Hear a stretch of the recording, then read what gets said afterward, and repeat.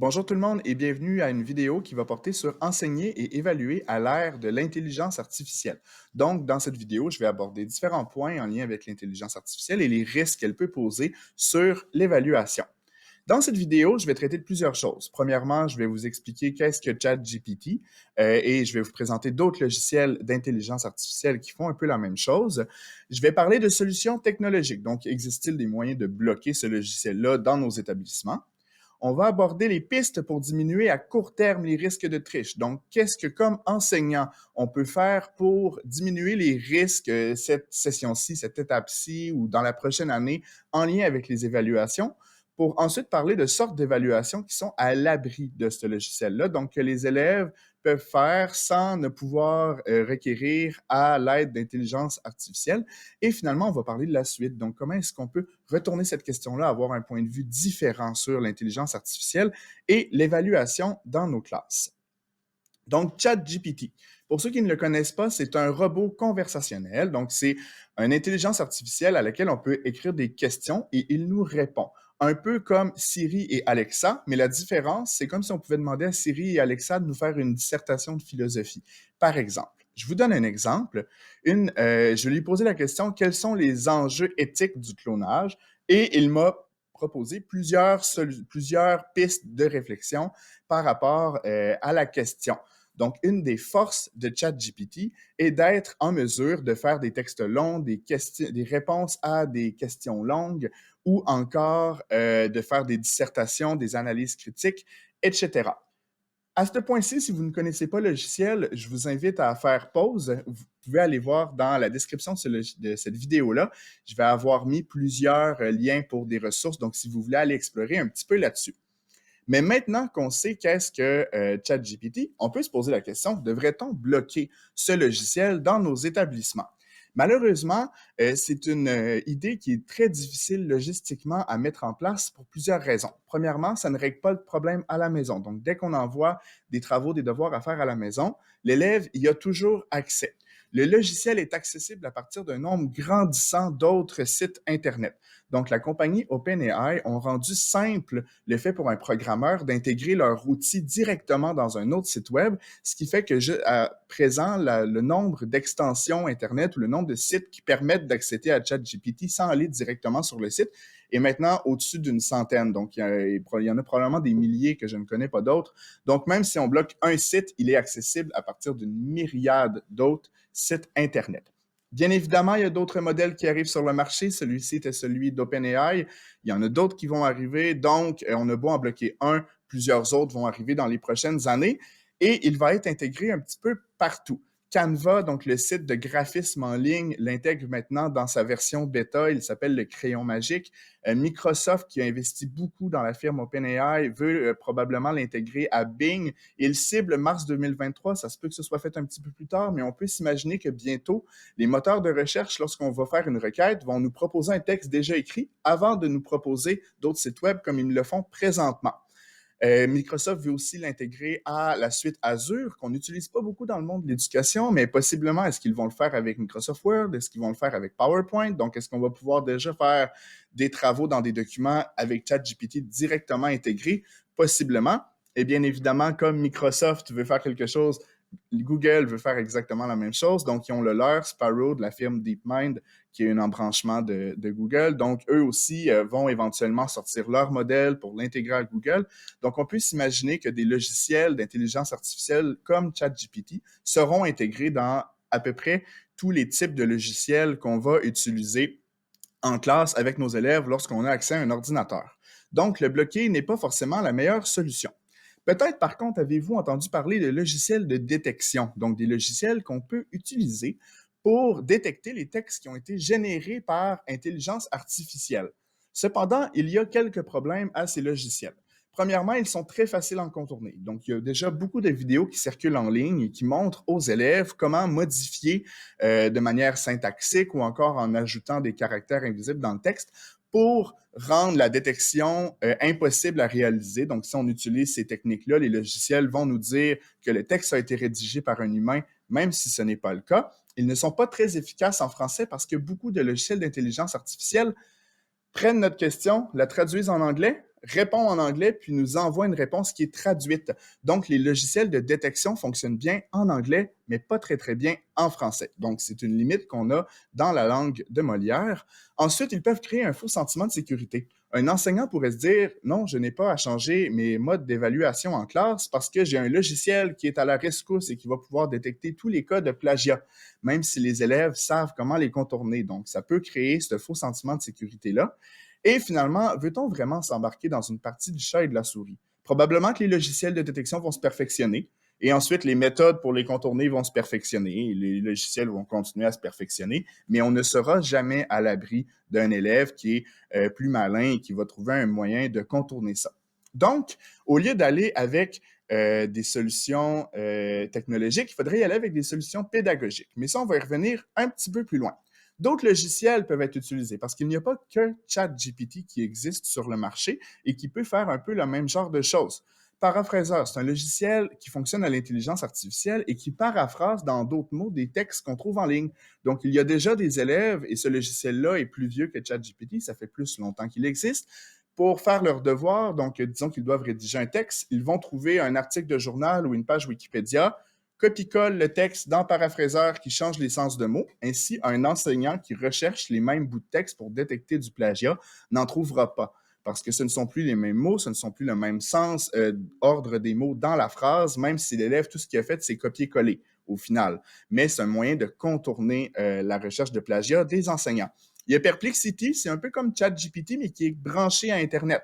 Donc, il va aussi nous proposer des sources, mais en plus de ça, il va avoir des sujets qui sont beaucoup plus d'actualité. ChatGPT a été entraîné sur des données qui remontent jusqu'à 2021, donc il ne peut pas traiter d'événements qui ont lieu en 2022, en 2023. Perplexity, lui, peut. Donc, il y a ça. Aussi, on peut voir ici un exemple comment le Canada peut-il aider l'Afghanistan pour le droit des femmes depuis les changements de pouvoir en 2021. Donc ça, c'est arrivé après la date de fin d'enregistrement des données qui ont servi à rendre intelligent ChatGPT. Cela étant dit, Perplexity peut nous faire un travail sur des événements qui ont lieu en fin 2021, 2022, 2023 aussi. Après Perplexity, il y a DeepL, qui est un logiciel de traduction, ou encore Google Traduction. Certains élèves, pour éviter de se faire pincer au plagiat, prennent du texte qu'ils trouvent sur Wikipédia et à l'aide de Google Traduction, le traduisent, disons, en anglais, puis en espagnol, puis en russe, puis en japonais, et ensuite le remettent en français, ce qui fait que ça a changé l'ordre des mots dans la phrase. Donc, la recherche de plagiat ne fonctionne plus pour les enseignants. C'est déjà une stratégie qui est utilisée par certains élèves depuis plusieurs années pour ne pas se faire pincer au plagiat. Il y a DALL-E qui est utilisé pour faire des œuvres d'art. Donc, les enseignants d'art, faites attention, des élèves qui arriveraient avec une œuvre qui est un peu trop bien faite, virtuelle, peut-être que c'est DALL-E qui l'a géré. Et finalement, Google, les fameux travaux Google Apps, donc les travaux que l'élève peut juste faire une petite requête pour trouver la recherche, la réponse directement. Nous avons des élèves qui sont passés maîtres dans l'art de prendre un article qui existe déjà et juste de changer certains mots pour paraphraser. Finalement, la famille ou les amis. Donc, ce ne sont pas des intelligences artificielles, mais au même titre que quand on envoie un devoir à faire à la maison ou un examen à distance ou un projet qui est à terminer chez soi, certains élèves utilisent leur famille, leurs amis pour corriger les fautes, pour repasser certains propos. Donc, déjà, quand on envoie une évaluation qui sort des murs de la classe, ça se peut que des élèves trouvent des moyens pour améliorer leur travail, pas par eux-mêmes, mais par d'autres. Et c'est la même attitude qu'on devrait avoir, à mon avis, pour ChatGPT. Nous gérons déjà un certain risque dans les évaluations qui sortent de la classe, mais on le fait quand même. Donc, au même titre, il y a des moyens d'adapter nos évaluations qu'on fait qui sortent de la classe, qui ne seront pas parfaites. Peut-être que des élèves pourront utiliser un peu ChatGPT, mais pas trop. Donc, on doit vraiment avoir une approche, à mon avis, de diminuer, donc de gestion de risque. Qu'est-ce qu'on peut faire pour diminuer le risque tout en assumant qu'il y en a quand même un qui est présent. Donc, ChatGPT n'est pas parfait. Il possède certaines limites inhérentes. Premièrement, il a une très belle plume. Lorsqu'on lit ChatGPT, ce sont tout le temps des belles phrases. Par contre, un élève peut lui demander de faire des erreurs de syntaxe. On peut lui demander de faire des erreurs de langue ou l'élève peut tout simplement décider d'enlever quelques S, changer certaines terminaisons de verbes pour mal les accorder. Et là, il y a des fautes qui se sont ajoutées. ChatGPT a une plume singulière. Lorsqu'on ne fait pas de modification au texte, il y a souvent la même manière d'écrire des phrases, donc on peut peut-être finir par le reconnaître. On connaît très bien nos élèves aussi. Donc, rendu à un certain moment dans l'année, quand un élève nous remet un travail qui est étrangement très, très bien écrit, plus que son niveau habituel, on peut se poser des questions au sujet. Et finalement, ChatGPT doit être connecté à Internet pour fonctionner. Donc, un élève qui a soit un appareil qui n'est pas connecté à Internet ou qui n'a pas accès à Internet ne peut utiliser l'outil. Il y a des solutions à court terme qu'on peut utiliser pour adapter nos évaluations pour pas que les élèves puissent tricher à l'aide de ChatGPT. Une première, c'est de faire des activités papier ou déconnectées. Donc, si on fait une rédaction en classe sur du papier ou encore sur une session d'évaluation qui n'est pas connectée à Internet sur un ordinateur, il ne peut pas utiliser l'intelligence artificielle parce que l'élève n'y a pas accès. On peut faire des examens oraux aussi. Poser des questions à l'élève permet de déterminer s'il est en maîtrise de ses connaissances. Donc, s'il fait juste réciter un texte, peut-être qu'il l'a fait rédiger par une intelligence artificielle. Mais ensuite, en lui posant des questions, c'est là qu'on va voir s'il est réellement en maîtrise de son sujet ou non. Et finalement, on peut créer des objets d'évaluation qui ne sont pas des textes longs, parce que la force de ChatGPT, c'est la réponse sous forme de texte. Si on fait des textes qui ne sont pas des textes longs, d'autres sortes de créations, et je vais revenir plus tard, mais là, l'élève peut plus difficilement utiliser ChatGPT. Je vais enchaîner avec un exemple d'adaptation rapide d'une situation d'évaluation pour empêcher le risque de triche par intelligence artificielle. Donc, dans cette tâche-là, les élèves devaient en une période écrire un texte à l'ordinateur pour expliquer l'impact d'une biotechnologie sur la société. L'intention d'évaluation de l'enseignant était de voir si l'élève savait mobiliser des connaissances scientifiques dans le but de répondre à une question d'actualité. Quelles solutions ont-ils mis en place? Faire une activité déconnectée. Donc, l'élève va rédiger son texte dans un Google Form verrouillé sur Chromebook qui limite l'accès Internet. On pourrait faire la même chose avec un ordinateur en session d'évaluation ou juste le faire papier. Et ensuite, l'élève avait accès à des sources d'informations par des documents qui étaient remis par l'enseignant dans la période. Ou encore, on pourrait penser qu'un deuxième ordinateur connecté et qui n'était pas connecté à Internet pourrait avoir les informations ou on les distribue papier, tout simplement. Et ça invite ainsi le risque de triche par intelligence artificielle. Maintenant, il y a d'autres sortes d'évaluations qui sont à l'abri de l'intelligence artificielle. Pensons principalement aux vidéos. Donc, un élève, par exemple, qui fait une vidéo, qui filme son laboratoire de sciences et ensuite la note vocalement, mais là, ne pourra pas utiliser ChatGPT parce que ChatGPT n'a pas accès à la vidéo. Faire des analyses documentaires, donc faire travailler l'élève sur des documents papier qui ne sont pas accessibles en ligne parce qu'on soit c'est nous-mêmes qui les avons rédigés ou encore on a pris des articles en ligne qu'on a fait paraphraser. Mais dans ce cas-là, ça fait que l'élève peut plus difficilement, c'est pas impossible, mais peut plus difficilement utiliser ChatGPT dans ce cas-là. Lui faire des schémas, des cartes conceptuelles, des cartes mentales, travailler sur une ligne du temps, ça peut être un bon moyen. Ou encore, évaluer le processus, faire une réflexion métacognitive à l'élève, faire une réflexion par rapport à son expérience de vie en lien avec un sujet, fait que l'élève peut plus difficilement utiliser l'outil parce que l'intelligence artificielle n'a pas accès à ces informations-là contextuelles. Par où commencer? Donc, si on se pose la question, j'ai des évaluations, comment pourrais-je faire pour diminuer le risque de triche? Il faut garder deux choses. Premièrement, quelle est son intention d'apprentissage? Et deuxièmement, quelle est son intention d'évaluation? On se base vraiment sur ces deux éléments-là pour pouvoir faire une analyse du risque, puis déterminer quel changement est-ce qu'on doit ou est-ce qu'on peut apporter. Prenons l'exemple d'une rédaction d'un texte long en histoire. Dans ce projet-là qui est vécu à notre école, les élèves doivent choisir un peuple en danger, ensuite écrire un travail écrit sur leur peuple, puis à la fin, ils font une présentation en anglais langue seconde sur le peuple qu'ils ont choisi. Donc ça, c'est ce que les élèves font. Revenons aux intentions d'apprentissage. Il y en avait trois. Développer la méthodologie de recherche de l'élève, développer la pensée critique par la réflexion de l'impact de la mondialisation sur leur peuple, puis développer la compétence d'expression orale en anglais langue seconde des élèves. On va reprendre chacune de ces trois intentions d'apprentissage-là. Un, développer la méthodologie de recherche. L'élève fait une recherche d'informations sur un peuple en danger et fait des fiches de citation. Ces fiches-là, qu'est-ce qu'elles sont? C'est ça ici. Donc ça, c'est dans notre guide méthodologique de l'école. L'élève doit faire un copier-coller d'un article qu'il trouve, d'une section d'un article qu'il trouve intéressant en ligne pour faire sa fiche et ensuite, c'est à partir de cette fiche-là qu'il va rédiger son texte. Donc, dans ce travail-là, l'élève, le but, c'est pas qu'il devienne un expert sur son peuple en danger, par exemple ici les Touaregs, mais qu'il apprenne à faire une bonne méthodologie de recherche. C'est ça qui est le plus important dans cette situation-là. Donc, quelle solution pédagogique va-t-on mettre en place? on va mettre plus d'importance sur les fiches dans la construction de la structure du texte. Donc, on a fait des changements. L'élève devra faire plus de fiches et s'en servir comme colonne vertébrale, comme fil conducteur pour son travail. Il devra faire des fiches sur chacune des sections de l'essai qu'il doit réaliser pour par la suite rédiger cet essai-là, non avec juste des articles qu'il trouve en ligne, mais vraiment à partir de la reformulation de ce qu'il a trouvé dans ses fiches de citation. Donc, une fois que l'élève a fait tout le travail de réflexion sur le texte, oui, il lui reste la rédaction à faire. Cependant, ce n'est pas la rédaction que l'enseignante voulait vraiment voir dans son intention d'apprentissage, mais plus la manière dont il a construit son argumentaire. Et ça, on va le voir par les fiches bibliographiques. Donc, si on fait l'analyse du risque, est-ce que c'est plus compliqué pour l'élève de faire du copier-coller dans ses fiches dans le but de générer ça ou d'utiliser ChatGPT? Mais dans ce cas-là, faire les fiches est relativement simple, donc ça vient diminuer le risque. Ce n'est pas parfait, bien évidemment, mais c'est un premier pas qu'on peut faire dans cette direction. Ensuite, la deuxième intention, c'était de développer la pensée critique par la réflexion de l'impact de la mondialisation sur un peuple. Là, on a un problème à ce niveau-là parce que c'est une force de ChatGPT faire une espèce d'analyse réflexive sur un sujet. Quelle solution pédagogique peut-on mettre en place? Demander à l'élève d'ajouter un schéma de concept en supplément ou en remplacement d'un segment de texte pour démontrer qu'il comprend bien les liens entre les éléments.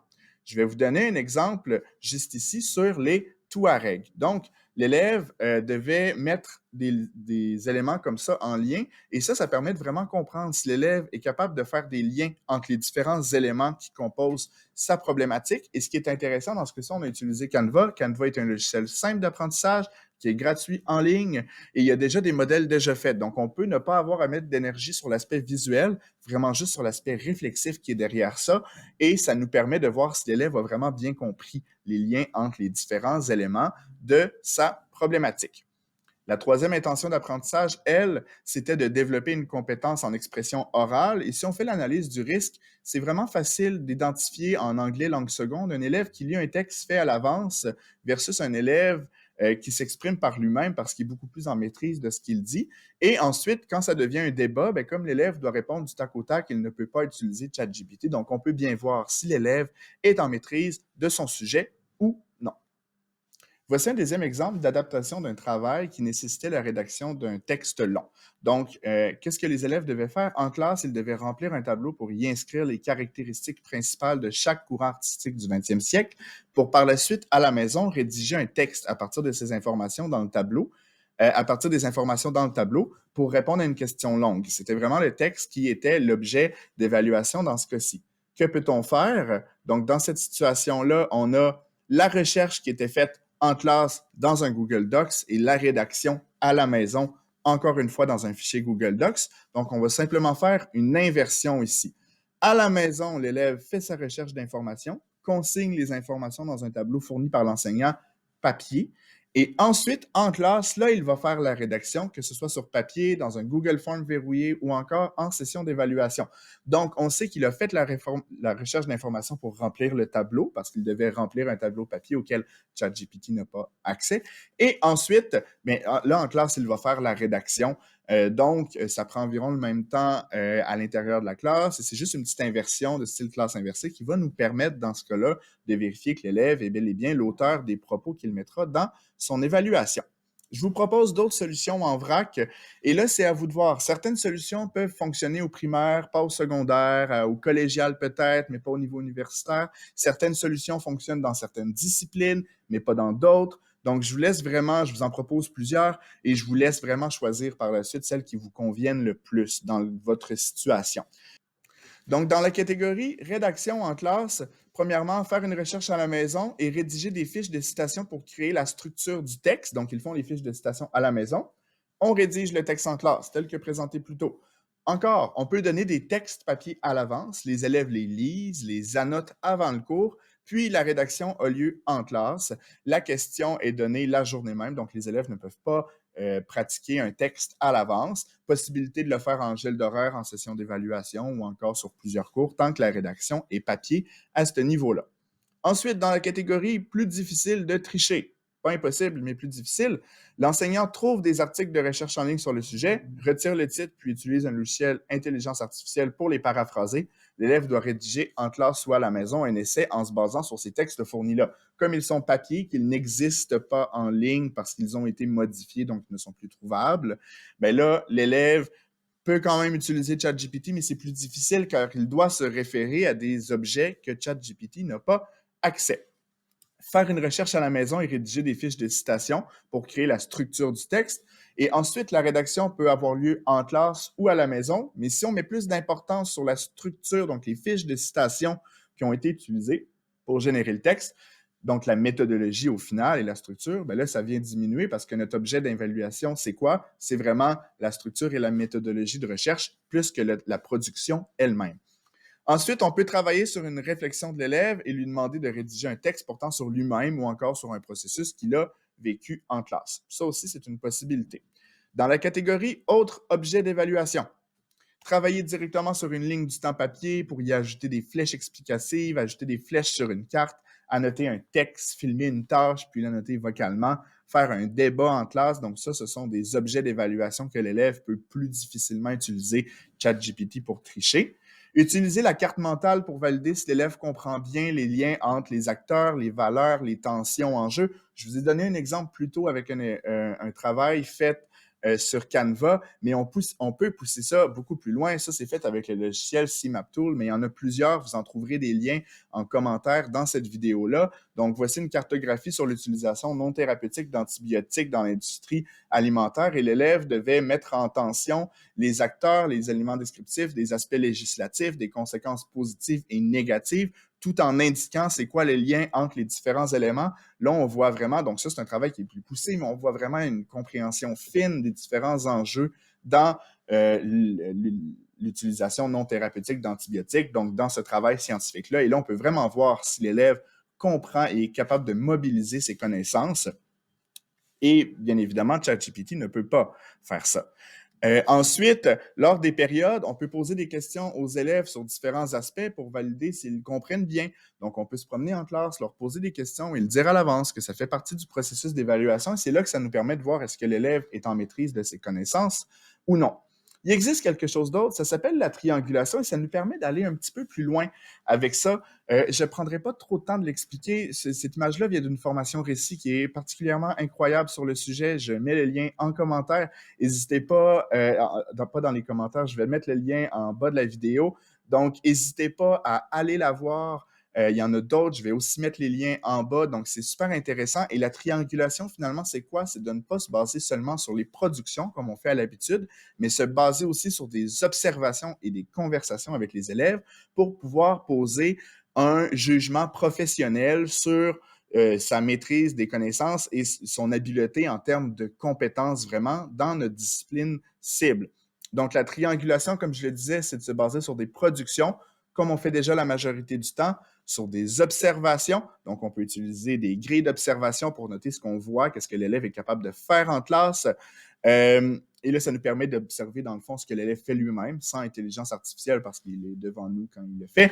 Et les conversations, donc questionner l'élève pendant des périodes, faire des entrevues individuelles, et en variant les questions en fonction de la discussion, ça permet de voir si l'élève a vraiment une compréhension fine des connaissances et s'il est capable de les mobiliser, s'il est à l'aise avec les concepts, avec des questions d'actualité sur le sujet.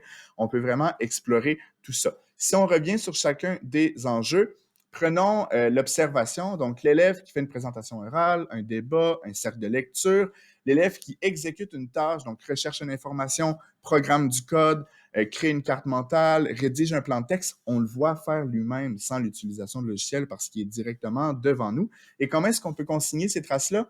On peut utiliser des grilles d'observation, un carnet de notes, une liste de vérification, et ça peut se faire sur plusieurs périodes. Je l'ai essayé cet automne, donc j'avais un cahier dans lequel j'avais chacune des équipes, période 1, période 2, période 3 pour le projet en cours. Et à un moment dans le milieu de la période et à un moment à la fin de la période, je prenais quelques notes. OK, cet élève-là, cette équipe-là ont été en mesure de faire ça. J'avais des mots-clés pour pouvoir écrire plus rapidement et ça l'a été annoncé aux élèves que ça ferait partie du processus d'évaluation parce que moi, je peux observer ce qu'ils sont capables de faire dans une perspective d'approche par compétence, mais je peux voir est-ce qu'ils sont en maîtrise de la compétence ou non. Ensuite, La preuve d'apprentissage par conversation, mais ça s'observe quand on fait des conversations avec l'élève ou lorsqu'on regarde des élèves converser entre eux. Dans cet exemple-ci, une présentation orale, questionner l'élève individuellement ou questionner l'élève en sous-groupe, faire des cercles de lecture après la lecture d'un roman en classe. Et comment est-ce qu'on consigne ça? On peut faire des grilles d'observation, un carnet de notes, avoir des listes de vérification, et c'est pas obligé d'être fait en une seule période. Encore une fois, je l'ai essayé en classe, j'avais une feuille sur laquelle j'avais différents observables pour chaque équipe. Donc, chaque équipe avait sa colonne. J'avais différents observables sur le sujet et j'avais annoncé à mes élèves que je me promènerais dans la classe pour valider. Donc, j'ai vraiment dit aux élèves, ça va me permettre de savoir si vous connaissez vraiment votre sujet parce que des fois, quand vous l'écrivez, on n'est pas trop sûr. Mais là, moi, ça va me permettre de savoir d'aller plus loin avec vous. Donc, c'était en ajout à la production, ça ne la remplace pas. Et je faisais 2 à 3 équipes par période. Donc, j'allais les voir. Pendant ce temps-là, le reste des équipes avançait quelque chose d'autre dans le projet. J'avais des discussions avec eux et ça m'a permis de savoir très rapidement quel élève était en maîtrise de ce qu'il faisait et duquel ne l'était pas. Donc, j'ai trouvé ça très, très, très pertinent pour moi. Et je vous donne un exemple de grille dans lequel on pourrait avoir des observables. Donc, on met le nom de l'élève et ça, on l'a directement sur une feuille, on encercle, on se laisse des commentaires. Est-ce que l'élève il n'est pas capable de te parler des résultats d'une recherche d'information? Ça, c'était dans le cadre d'une recherche d'information qu'il devait faire. Est-ce qu'il peut t'en parler un peu, mais sans plus? Est-ce qu'il peut te résumer un peu sa recherche? Est-ce qu'il est capable de faire un résumé complet ou encore plus loin? Est-ce qu'il est en mesure de faire des liens entre son sujet, quelque chose qui s'est passé dans l'actualité? Donc, la mesure qu'on lui pose des questions, on peut creuser plus loin avec lui, ce qu'on peut difficilement faire par écrit. Est-ce qu'il a utilisé plusieurs sources d'informations? On peut lui poser aussi. Est-ce qu'il a un vocabulaire précis qui est en lien avec le domaine d'études? Donc ça, c'est le genre de choses qu'on peut se noter aussi et qui peut nous aider à poser un jugement professionnel sur le niveau de maîtrise de la compétence de l'élève par la suite. Et là, on peut se poser des questions sur le long terme. Où veut-on aller avec ça? Pourrait-on, par exemple, et ça, c'est juste j'ai rien essayé de ce qui va être là, c'est juste des réflexions que j'ai eues. Est-ce qu'on pourrait faire écrire un texte par ChatGPT nous-mêmes, puis demander à un élève d'en analyser les faiblesses, les limites, vérifier les faits, parce que ChatGPT, des fois, il dit des choses qui ne sont pas factuellement vraies. Donc, est-ce qu'on pourrait utiliser ça en classe? Est-ce qu'on pourrait demander à ChatGPT d'appliquer un concept à une autre situation, puis d'analyser le tout? Donc, par exemple, est-ce qu'on peut prendre un concept scientifique dans un univers fictif? Est-ce qu'on serait capable, donc un concept scientifique dans notre monde, mais comment est-ce que ce serait applicable dans l'univers fictif de tel roman ou de tel film? On pourrait poser la question aux élèves pour voir s'ils maîtrisent vraiment ça. On pourrait demander à l'élève qui enseigne à ChatGPT un concept étape par étape. Donc, on dit à ChatGPT, fais comme si tu ne connaissais rien, je vais t'enseigner. Et ensuite, rédige-moi un texte. Et là, ça va permettre à l'élève de voir est-ce qu'il a été clair dans ses explications. Parce que si le logiciel, après ça, n'est pas capable de lui expliquer, ben, l'élève peut comprendre ça, il peut s'auto-ajuster en conséquence. Est-ce qu'on pourrait utiliser ChatGPT pour que l'élève auto-évalue son niveau de connaissance? Donc, l'élève qui est habile avec l'outil lui pose des questions, demande à l'outil de lui poser à lui-même des questions, se fait une auto-évaluation, analyse la fiabilité de ce qui a été dit, etc. Est-ce qu'on pourrait utiliser ChatGPT pour aller plus loin, finalement, au final, dans nos processus d'apprentissage et évaluation? Parce que les technologies, ça sert à ça en classe, aller plus rapidement et aller plus loin dans différents domaines. Et au final, je pense qu'il serait important d'éduquer les élèves sur le plagiat, donc le I et A majuscule, c'est volontaire là-dedans pour intelligence artificielle, et avoir une conversation sur les forces et les limites de ChatGPT et la place que l'IA en éducation et dans notre société. Parce qu'il y a de plus en plus d'intelligence artificielle dans notre société. Je pense que ce serait important qu'on éduque les élèves à ça, parce que des fois, les IA sont biaisées, des fois, les IA prennent peut-être une place qu'on ne voudrait pas comme société qu'elle aille. Donc, je pense que c'est une réflexion sur le long terme qu'on devrait avoir à nos élèves pour qu'ils soient des citoyens en connaissance de cause qui puissent prendre des décisions démocratiques en lien avec ce sujet-là. Et là, ensuite, je vous lance quelques pistes de réflexion sur le sujet. Juste un instant. Donc, est-ce qu'on pourrait repenser les notions de plagiat et de triche? Ça, je l'ai pris dans le livre, le site internet Ditch.textbook. Vous trouverez le lien dans la description de cette vidéo-là.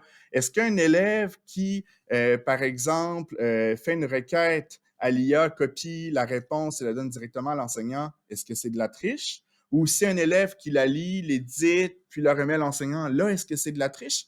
Est-ce qu'un élève qui, au contraire, consulte Internet et le paraphrase on considère que c'est pas de la triche, mais consulte une intelligence artificielle et le paraphrase, là, oups, ça n'en est. Donc, chaque enseignant, on a à se poser la question, où est-ce qu'on veut mettre notre ligne par rapport à qu'est-ce qui est de la triche par intelligence artificielle et qu'est-ce qui ne l'est pas. Ça, vous pourrez faire pause si vous voulez prendre plus le temps de le consulter.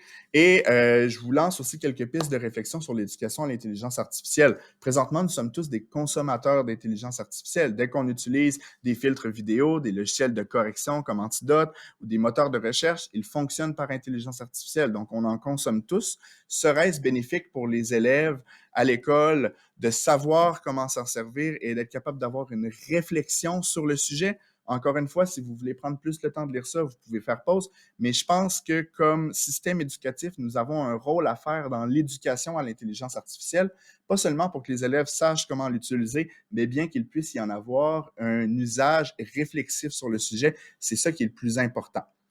Ensuite, si vous voulez aller plus loin, il y a plusieurs communautés, il y a des groupes Facebook, il y a des fils Twitter à suivre sur le sujet. Je vous en mettrai quelques-uns dans les commentaires. Il y a des formations de la TELUC, du récit sur la triangulation. N'hésitez pas à avoir des discussions avec des collègues, d'essayer des choses, voire même peut-être d'en parler aux élèves. Je pense qu'on a une réflexion à avoir sur le sujet et ça pourrait être très pertinent de l'avoir. Merci beaucoup et s'il y a quoi que ce soit, n'hésitez pas à poser des questions en commentaire.